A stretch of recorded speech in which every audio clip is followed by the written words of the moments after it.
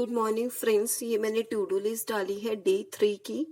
And मैंने कल day 2 की टू डू लिस्ट डाली थी। एंड सबसे पहले मैंने एक मोटिवेशनल कोट डाला है जो कि है wake up with a determination, go to bed with a satisfaction. आप जब भी उठे एक डिटर्मिनेशन के साथ उठें कि हाँ मैंने ये टारगेट सोचे हैं, ये मुझे कंप्लीट करने हैं। क्योंकि अगर आपने एसबीआई क्लरिकल का सपना सोचा है तो उसके लिए आपको डेली वर्क करना होगा, अदरवाइज वो ड्रीम्स आपका पूरा नहीं हो पाएगा। एंड इसमें मेन चीज go to bed with satisfaction, right. आप स्टार्टिंग में तो शुरू कर देते हैं, बड़े हम लोग जोश से शुरू कर देते हैं, हाँ हाँ ठीक है हमारे टारगेट्स हमें आज कंप्लीट करना है। बट रात में जब रात होने लगते हैं तब हमारे टारगेट्स आधे कंप्लीट नहीं हो पाते। सो आप जब भी बेड पे जाए तो ये आपको सेटिस्फेक्शन होना चाहिए कि हाँ मैंने जितना सोचा उतना मैंने कंप्लीट किया। यहाँ से हमारे आज टू डू लिस्ट शुरू हुई है। सो सबसे पहले मैंने ब्लैक कलर में रीडिंग या एडिटोरियल लिखा है।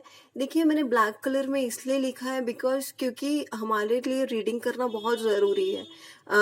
जिनकी इंग्लिश अच्छी है वो अच्छी बात है, बट जिनके मार्क्स ऐसे आते हैं 15-17 इंग्लिश में आते हैं तो प्लीज़ उनके लिए बहुत ज़रूरी है। या इवन 5 मार्क्स आ रहे हैं इंग्लिश के, आप इंग्लिश के सेक्शनल टेक्स्ट दे रहे हैं और आपके मार्क्स अच्छे नहीं आ रहे, तो आप प्लीज़ रीडिंग पे फोकस करिए। जितना ज़्यादा रीड कर सके उतना अच्छा है।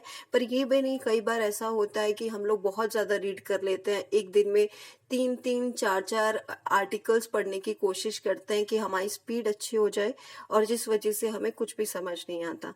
तो प्लीज़ अगर आप हिंदू के आर्टिकल्स को उठाते हैं, चाहे आप एक आर्टिकल उठाए, उस एक आर्टिकल को काफ़ी अच्छे से करें। एंड उसके वोकेबलरी प्लीज नोट डाउन मत कीजिए। जैसे कोई वर्ड आया, आपने उसे सर्च किया गूगल पे, ठीक है आपको याद हो गया, ठीक है। उसके बाद वो दोबारा से, अगर वो आर्टिकल्स में वही वर्ड आता है, दोबारा से आप सर्च करिए, दोबारा से उसका मीनिंग देखिए। अगर तीसरी बार दोबारा रिपीट होते हैं तो दोबारा से देखिए। ऐसे करके ही आपको वोकेबलरी याद होगी। अगर आप उसे मगअप करने की कोशिश करेंगे या रटने की कोशिश करेंगे तो ऐसे वोकेबलरी आप कभी याद नहीं कर पाएंगे। तो आप रीडिंग करिए। रीडिंग में एडिटोरियल, जैसे आज मैं रीडिंग करूंगी एडिटोरियल्स, मेरे 2 आर्टिकल्स रहते ही हैं हमेशा रीडिंग करने के लिए। दूसरा मैंने यहाँ पे एक मेंस आरसी डाला है, एक मेंस आरसी, एक प्री का आरसी और एक सेक्शनल मैंने टेस्ट डाला है। ये मैं मेंस आरसी और एक प्री का आरसी मैं अड्डा से, मेरे काफी मॉक्स पढ़ रखे हैं अड्डा के पिछले साल के, तो वहीं से मैं ये कंप्लीट करूंगी। बाकी जो मैं सेक्शनल टेस्ट है वो मैं टेक्स्ट बुक से दूंगी। तीसरा मैंने डाला है सिंप्लीफिकेशन के 10 क्वेश्चन, अप्रोक्सीमेशन के 10 क्वेश्चन, नंबर सीरीज में रॉन्ग नंबर्स के 10 क्वेश्चन, मिसिंग के 10 क्वेश्चन प्लस क्वाड्रेटिक। तो ये ही स्पीड टेस्ट है जो मैं डेली अपलोड कर रही थी। तो ये स्पीड टेस्ट में हमें ये करना होता है, सिंप्लीफिकेशन, अप्रोक्सीमेशन, नंबर सीरीज और क्वाड्रेटिक इक्वेशन।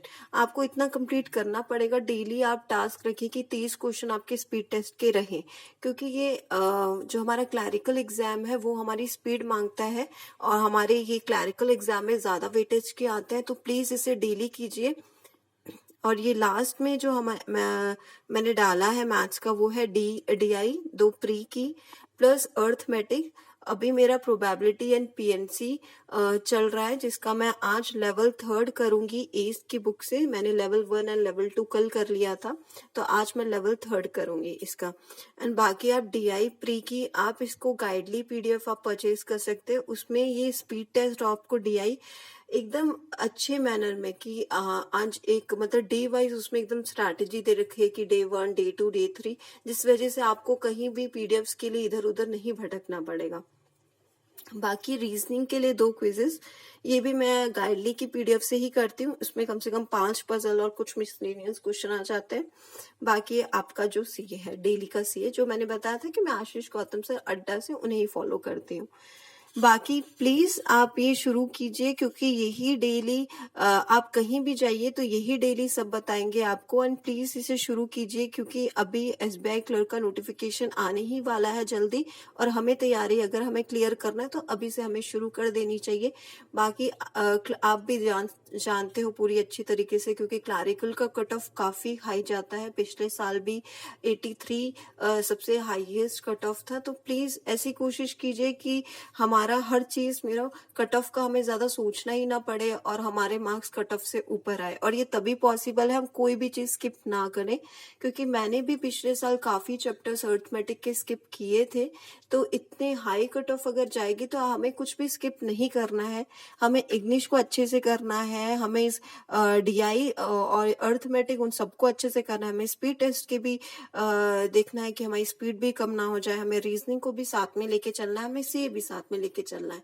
और अगर आप, मैंने पहले भी बताया, अगर आप मेंस के लिए करना है तो आप मेंस की फिर स्ट्रैटेजी साथ में शुरू कर सकते हैं। आप मेंस की एक डीआई और मेंस की एक पजल शुरू कर सकते हैं। Thank you guys, thank you so much.